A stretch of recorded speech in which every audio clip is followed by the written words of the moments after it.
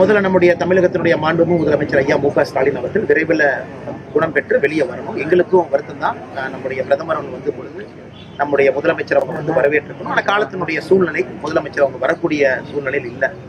இருந்தும் மக்களுக்கு இந்த மீடியா மூலமாக தெரியப்படுத்துகின்றேன். கடந்த முறை ராமநாதபுரம் வந்த பொழுது கூட நம்முடைய முதலமைச்சர் அவர்கள் ஊட்டியில் இருந்தாங்க. அது வேறங்கன்னா, பட் இன்னைக்கு அவங்க முதலமைச்சருக்கு உடம்பு சரியில்லை.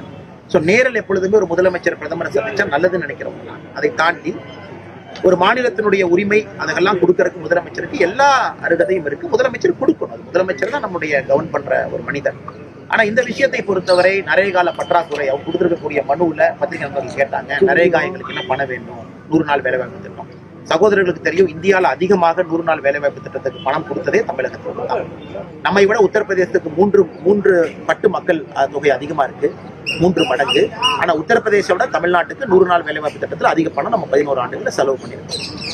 2வது சர்வசிக்ஷா அபியானை பத்தி பேசியிருக்கிறாங்க. நமக்கு தெரியும் அதுல இருக்கக்கூடிய அரசியல் நமக்கு தெரியும், கையெழுத்து போட்டோம் போட மாட்டோம் அதெல்லாம் நமக்கு தெரியும்.